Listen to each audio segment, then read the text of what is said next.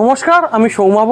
আজকে ওয়াওহাওড়া পেজ থেকে আমরা চলে এসেছি একটা বিশেষ সাক্ষাৎকার পর্ব নিয়ে, আপনাদের চেনা পরিচিত দুর্গাপুজোর শিল্পীদের নিয়ে। এই মুহূর্তে আমরা আছি মলয় সৌম্যদার হাওড়ার ওয়ার্কশপে। আপনারা দেখতে থাকুন। দাদা, তোমরা কেমন আছো বলো? ভালো আছি, আমরা প্রত্যেকেই ভালো আছি।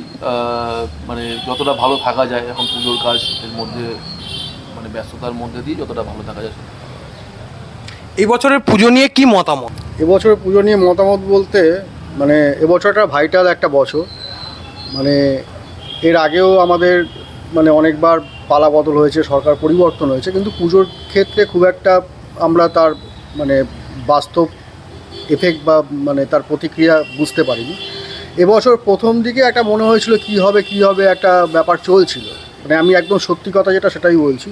কিন্তু বাস্তবে কিন্তু তা নয়, পুজো যেরকম হয়েছিল বা হতো সেভাবেই হবে, সেটা এখন মানে পরিষ্কার হয়ে গেছে। মানে 1-2 মাসের মধ্যে সেটা মানে মানুষের কাছে পরিষ্কার হয়ে গেছে যে পুজো যেরকম হওয়ার সেরকমই হবে। মানে পুজো ছিল, আছে, থাকবে, মানে বাদবাকি যা হয়ে যাক তাতে কোনো সমস্যা হবে না। এর আগেও আমরা পালা বদল দেখেছি, কিন্তু এবছরের পালা বদলটা কি একটু অন্যরকম? কি মনে হচ্ছে?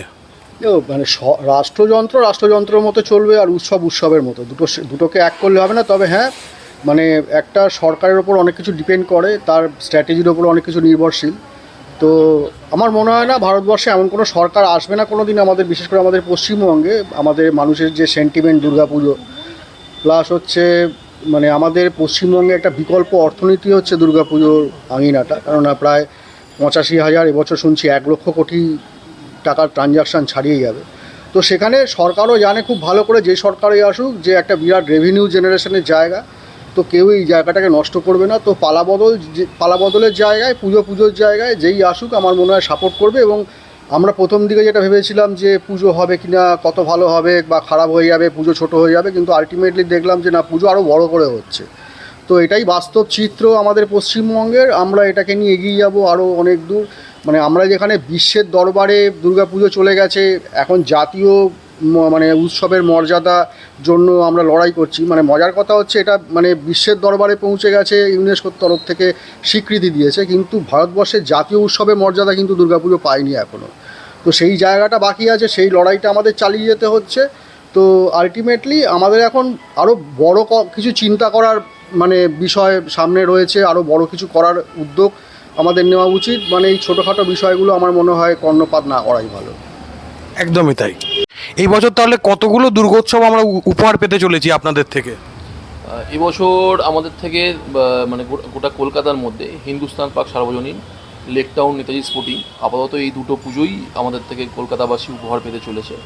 এবার যেহেতু এবছর পুজোটা একটুখানি দেরিতে এবং একটা রাজনৈতিক পালাবদল হয়েছিল, সেই সূত্রে মানে রাজনৈতিক পালাবদল, ওই মলয়দা প্রথমেই বললো যে এর সাথে কিন্তু আমাদের মানে চারপাশের অবস্থা সবসময় জড়িয়ে থাকে, এবং পালাবদলের পর প্রত্যেকটা জিনিস গুছিয়ে নেওয়া এবং নতুন করে পরিবর্তন করা এগুলো তো থাকে।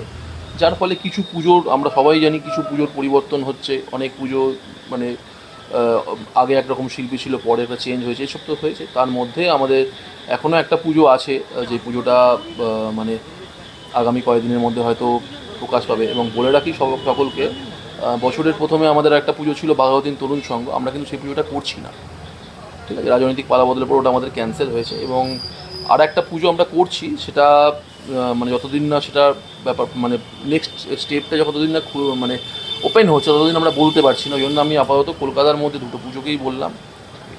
এটা ছাড়া জেলায় একটা পুজো করছি, জেলায় না, ভিন রাজ্যে, রাঁচিতে একটা পুজো করছি।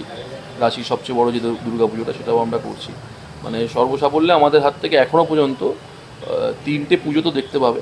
এটা ছাড়াও আমাদের এবছর কিন্তু দুর্গা প্রতিমা আলাদা করে করছি, মানে সেটা টোটাল পুজো নয়, শুধু প্রতিমা, সেটাও দেখতে পাওয়া যাবে, সেটা বন্ধু মিলন সংঘতে। এবং আরও একটা দুটো কথা হয়েছে, যতক্ষণ না সেটা কনফার্মের জায়গায় হচ্ছে ততক্ষণ আমি মানে সকল দর্শক বন্ধুদের জানাতে পারছি না। যোগাযোগ রাখলে নিশ্চয়ই জানা যাবে। আচ্ছা দাদা, এর আগে আমরা তোমাদের তৈরি একটা বড় মুখ আমরা দেখতে পেয়েছি, খুব ভাইরাল হয়েছিল। তো এবারেও কি আমরা বড় দুর্গা দেখতে চলেছি কলকাতাতে?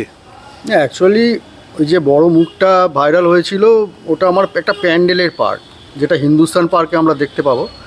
মানে এমনি ঠাকুর তো আমার বড়ই হয়, গত বছর হিন্দুস্তান পার্কে বিরাট বড় একটা ঠাকুর প্রেজেন্ট করেছিলাম, তার আগে রাজডাঙ্গাতেও অনেক বড় বড় ঠাকুর দিয়ে এসেছি। ঠাকুর আমাদের বড়ই হয়, ঠাকুর ছোট হয় না, কিন্তু যেই মুখটা দেখা গেছিলো একটা জায়ান্ট, একটা স্কাল্পচার, সেটা স্কাল্পচার হিসেবে প্যান্ডেলের একটা পার্ট। আচ্ছা, দর্শকদের প্রতি কি বার্তা দিতে চলেছো এবছর? দর্শকদের প্রতি বার্তা বলতে প্রত্যেক বছরই তো দর্শকরা পুজো দেখতে, মানে অ্যাকচুয়ালি আমরা প্রত্যেকটা দর্শকই কিন্তু পুজোটা দেখি এবং পুজোটা দেখতে বেরোই বলেই কিন্তু পুজোর এত সমৃদ্ধি এবং পুজো এত বৃহৎ আকারে হয়ে উঠছে। এবং ধরুন আমি একটা এক্সাম্পল দিয়ে বলি, ধরুন একটা পুজো হচ্ছে, সেই পুজোটাকে দেখতে কেউ আসে না, তাই পুজো কমিটি কি সেই উদ্দীপনাটা পাবে সেই পুজোটাকে আরও বড় করার, আরও ভালো কিছু করার? এই গোটা কলকাতা জুড়ে বা গোটা পশ্চিমবঙ্গ জুড়ে মানুষরা ঠাকুর দেখতে বেরোয় এবং প্রত্যেকটা প্যান্ডেলে গিয়ে ভিড় করে। আজকে সেই ভিড়ের একটা নিদর্শন কিন্তু কল্যাণী আইআইটি। এই পুজোটা কিন্তু 3-4 বছরের মধ্যে কিন্তু অনেক সমৃদ্ধি লাভ করেছে। তো দর্শকরা পুজো দেখতে আসবে এবং এটাই ন্যাচারাল হওয়া উচিত এবং এবছরও তারা বেরোবে এবং পুজো দেখার ফলে পুজোর মান আরও বাড়বে। এবং একটা জিনিস মাথায় রাখতে হবে, ইউনেস্কো যে স্বীকৃতি তারা দিয়েছে, সেই স্বীকৃতিটা কিন্তু মানে ম্যাক্সিমাম মানুষের ইনভলভমেন্টস এই সাবজেক্টটার উপর ভিত্তি করেই কিন্তু ইউনেস্কো স্বীকৃতিটা হয়েছে। তা সেই জায়গা থেকে দাঁড়িয়ে দুর্গা পুজোতে যে সময় দর্শকরা আসবে তারা আরও অনেক মানে প্রত্যেকেই তো মানে একটা জীবনে একটা ব্যস্ততার মধ্যে থাকে, পুজোর 5টা দিনই তারা কিন্তু আনন্দটা পায় এবং সেই আনন্দটা আমরা সকলেই, আমরা যারা শিল্পীরা কাজ করি তাদের সাথে ভাগ করে নেই এবং আমাদের এই শিল্প তাদের কাছে ফুটে ওঠে এবং তারা যত দেখে যত আনন্দ পায় তা সেই আনন্দটাই কিন্তু আমাদের কাছে ইন্সপিরেশন। এবং এবছরও তার মানে বিকল্প কিছু হবে না, যথেষ্ট ভালোই কিছু প্রেজেন্ট করতে চলেছি দর্শককে। দর্শকরা আসবে, দেখবে এবং তাদের যে ভালো ভালো কমেন্ট এবং আমাদেরকে যে তারা কমেন্ট করে বা তাদের যে মনের যে বক্তব্যটা সেটা যে ব্যক্ত করে, সেটা আমরা সোশ্যাল মিডিয়া মাধ্যম হোক বা তোমাদের মতো যারা বিভিন্ন চ্যানেলের মাধ্যমে আমাদের কাজ তুলে ধরো তাদেরকে তো দেয়, সেখান থেকে দেখে আমাদের যথেষ্ট ভালো লাগে। তবে দর্শকদেরকে বার্তা দেবো আপনারা আসুন এবং ভালো একটা পুজো এবছর হতে চলেছে 2026-এ গোটা কলকাতা জুড়ে, গোটা পশ্চিমবঙ্গ জুড়েই। আপনারা দেখুন এবং প্রত্যেকটা চ্যানেলকে সাপোর্ট করুন এবং সাপোর্ট করে সেগুলোকে লাইক কমেন্ট দিন।